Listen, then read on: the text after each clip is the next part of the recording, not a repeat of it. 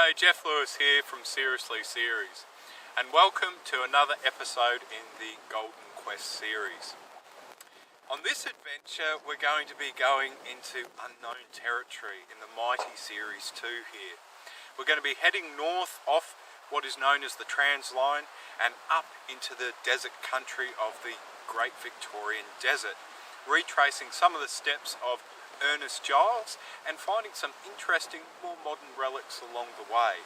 As always, it should be an interesting adventure, so you know what to do. Stay tuned. On this adventure we would be heading east from Kalgoorlie and then jutting up north off the road known as the Trans Line, heading into the Great Victorian Desert. The destination for us would be Queen Victoria Springs, and this is a little oasis situated in Australia's largest desert, the Great Victorian Desert.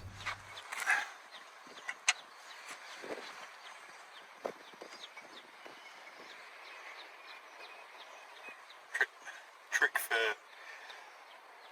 new players is obviously make sure you've got wheel chocks. Better use Mother Nature's wheel chocks. They're the wheel chocks I like to use. Some logs, awesome rocks, work really well. Oh yeah, look at that. That'll do it. That is a letdown. Big letdown.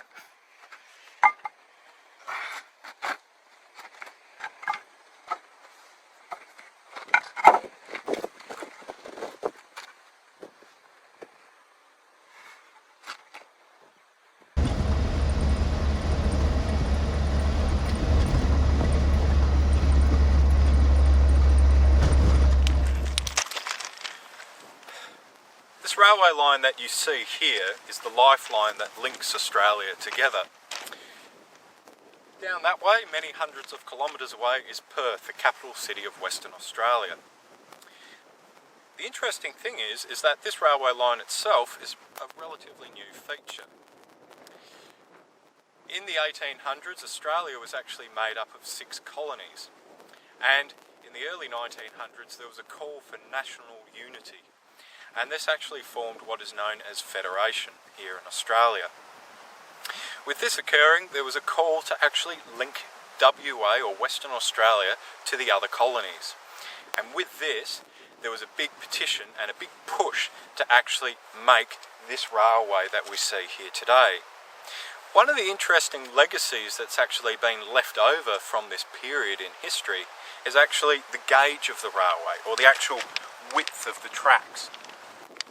Every single state in Australia has a different gauge railway network, and that shows really the origins of this fantastic nation.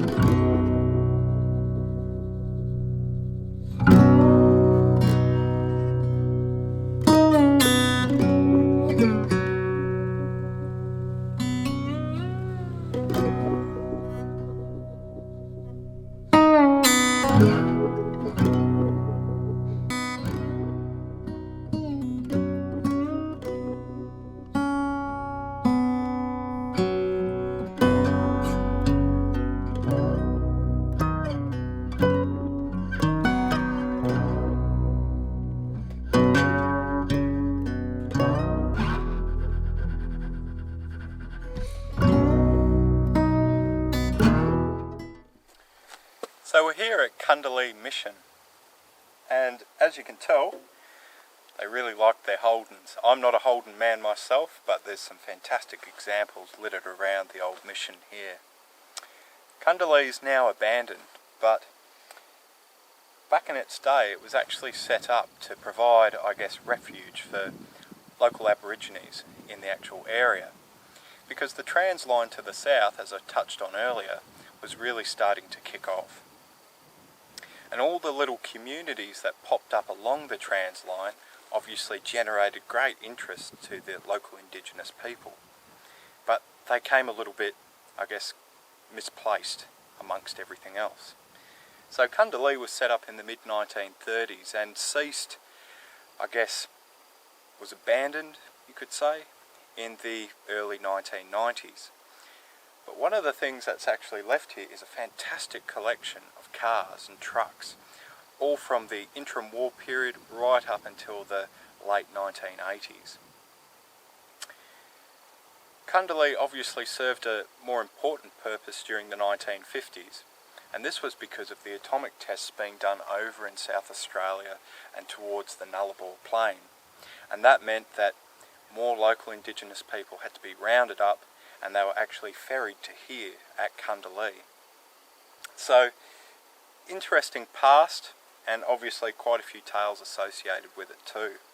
But some fantastic machines here. Well worth a stop, and well worth spending a good hour or two just having a look around some of these wrecks and relics and all the rest. What do we got here, Jace?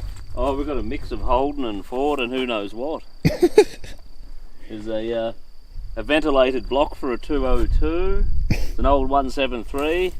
Nice 186 here with a piston missing and another one split in half. And a custom chassis over here as well. Oh, fun for the whole family. Absolutely.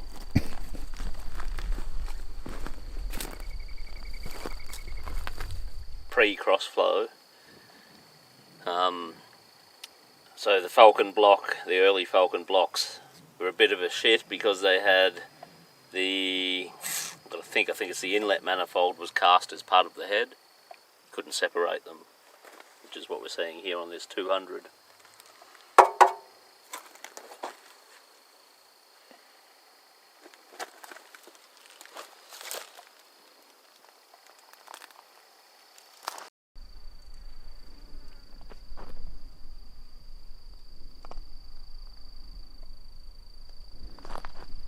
Don't know about you, but I've sure got a thirst.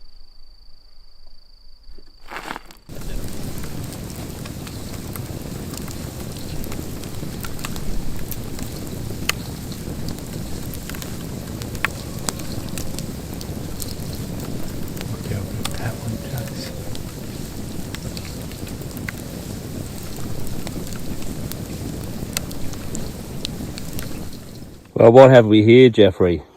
Well, this is just something that we've just randomly decided to make. It was first going to be fritters, then pikelets, then I think pancakes. Yes, or perhaps our own version of Johnny cakes. Johnny cakes, that's true, because Johnny's always a handy one to have around the campfire. But what we've got here is bush damper, and we've made it up literally as we've gone along. So a bit of water, a bit of Wallabies plain flour, Australian made, so it's perfect for what we're doing here. Salt, pepper, and a little bit of milk powder, and 36 minutes later we've got utter perfection here. So a bit of butter to go with this, and a bit of homemade mulberry jam just to hit the spot, I think. So I can't wait, it's going to be delicious. it always is around the campfire.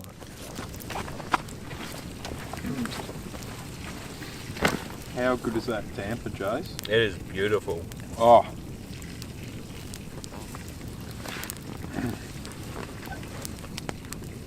You just don't need much.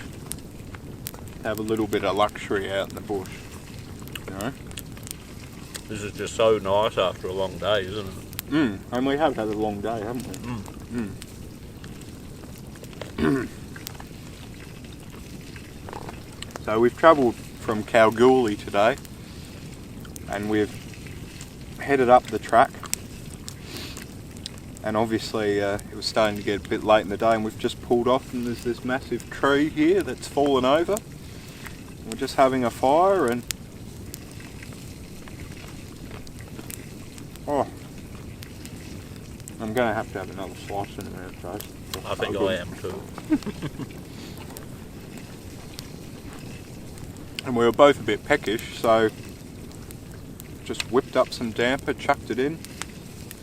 We've got a lamb roast in the camp oven, and this is us roughing it in the bush. It's a hard life. It is a hard life. But anyway, we'll have a nice relaxing evening, and we'll head off to Queen Victoria Springs tomorrow. So, see what the track brings us.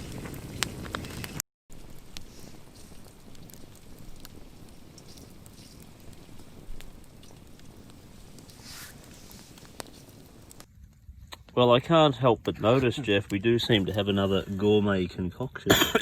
We certainly do. A successful camp oven roast. 2 kilos of lamb placed in the camp oven on around about 180 degrees for 2 hours, and this is the result. Sweet, succulent lamb roast. Perfect. It looks so juicy, and with a kilo of lamb each and about 4 potatoes, after having eaten a kilo of damper each, I do hope we have room for dessert. Oh, we will wait and see if the salted caramel hot chocolates are actually going to occur.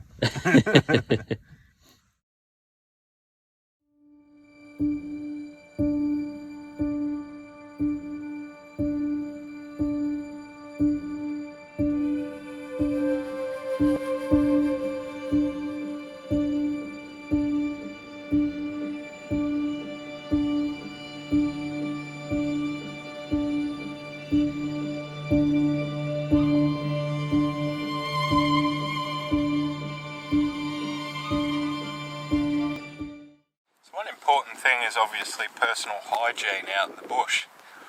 I'm obviously not looking as rosy as I usually am this morning, having crawled out of the swag, but I always forget something when I go camping. Doesn't matter what I do, I always forget something.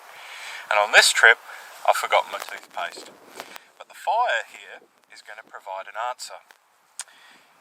Toothpaste itself hasn't been around all that long, and what people used to do prior to the toothpaste obviously being invented was use ash or charcoal out of the fire. So I'm just going to get my toothbrush. I'm going to make sure though that I'm not going to get the ash from the centre of the fire, because that's still warm. I'll get it from the outer rim. Otherwise my teeth are going to glow a little bit. So we're just going to get a nice little portion of ash on there like that. Put a little bit of water on it. More, and let's see. Yep, no, it's not warm.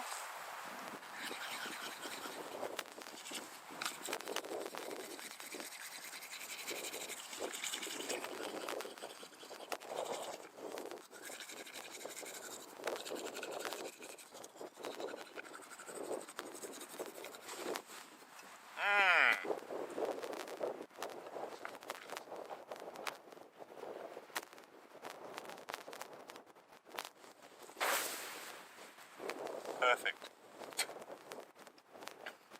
So, not the most tastiest brew, but stop the plaque building up anyway. Anyway, we better pack up camp and hit the road.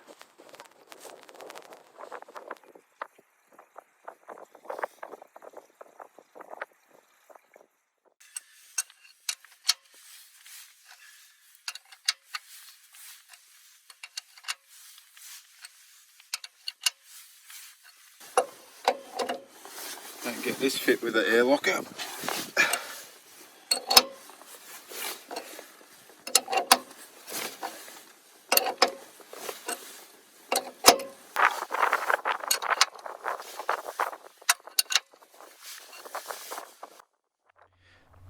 There was a large storm front moving through the camp, and sadly this disrupted the audio of what I'm trying to explain here. Basically, the Series 2 is fitted with a McNamara locking differential, and by actually doing up the bolt that you can see me actually trying to tighten, I'm pulling the axle actually out of the centered diff, and then I'm compressing a large compression spring within the housing. This obviously disengages the locking diff and returns the diff back to a open differential. To engage it, you just simply reverse the process by undoing that bolt and then putting a bung in its place, driving the vehicle forward, the splines line up, and hey presto, you've got a locking diff.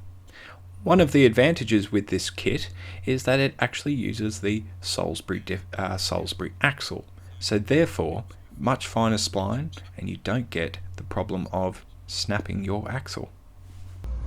With camp packed, we were heading north. The gum trees slowly faded away as the soil got poorer and poorer in quality, leaving us in a more arid, typical desert environment. Many people had travelled through this part of the world in the 1800s, such as John Forrest and Ernest Giles, who was the first man, or led the first expedition, to actually cross Australia from east to west.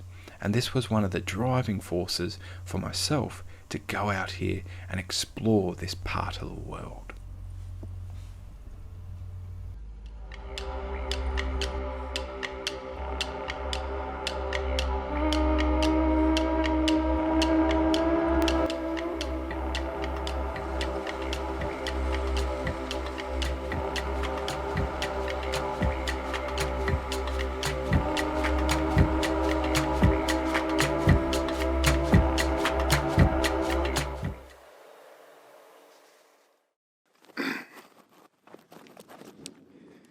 Rightio. So we're out here in the Great Victorian Desert, and you're probably wondering why on earth would you drive out here? More to the fact, why would you drive out here in a 59-year-old Land Rover? And it's because there's actually a lot to see. And many people make the mistake that coming out into a desolate part of the world, or what they call a desolate part of the world, there's really not a lot that can be found. But as I have said before, it's not looking at the environment, it's looking into it. When you look into it, that's when you actually start to see some really, really interesting stuff. So I'm going on a bit of a hike, just left camp, and we should hopefully stumble across it soon. And this is a prime example of geology, or the actual footing, so to speak, reflecting the actual house that's built upon it, or the environment that's built upon it. And this is something that's absolutely poignant and absolutely defines this part of the world. So anyway, I'll stop talking, walk a bit faster, and hopefully we'll get there pretty soon.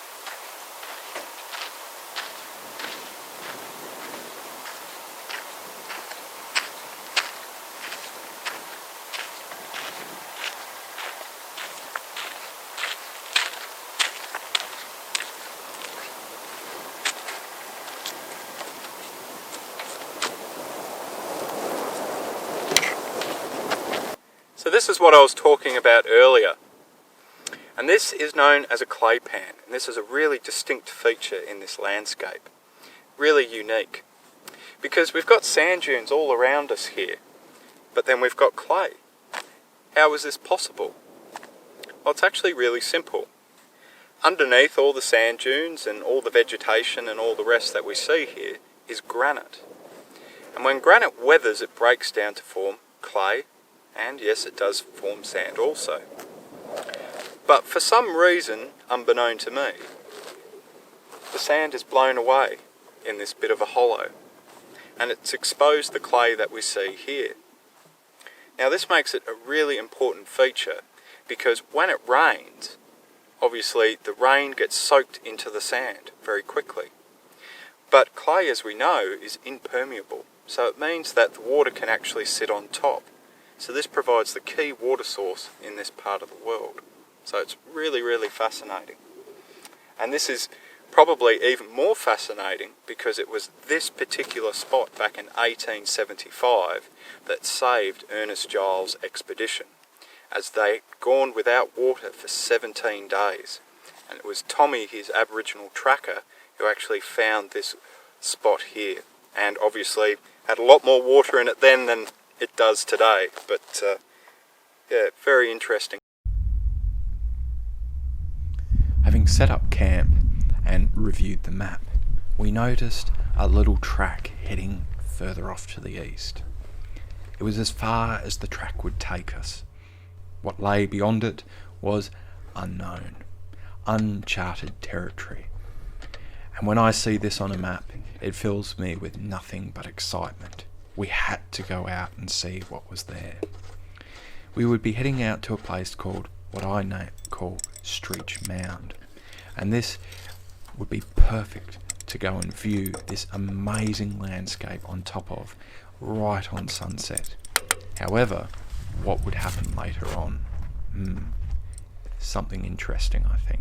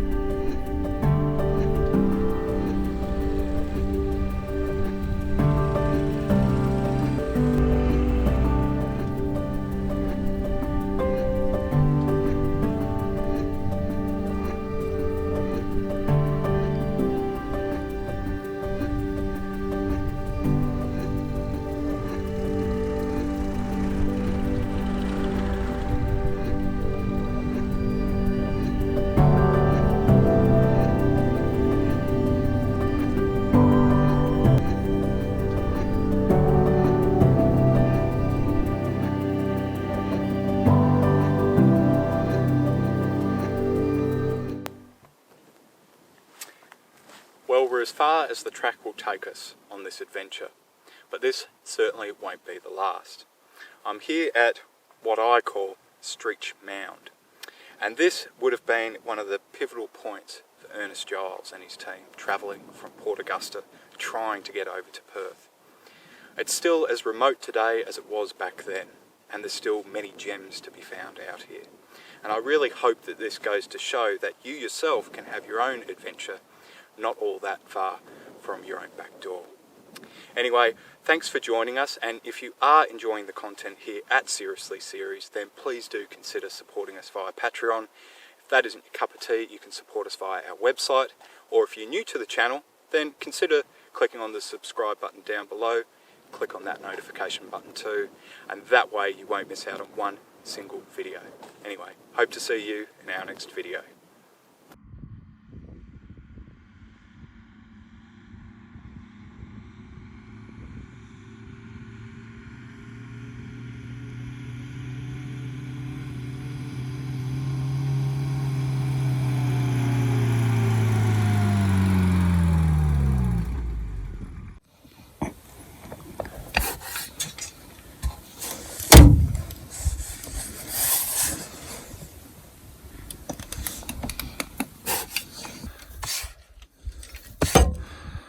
Oh,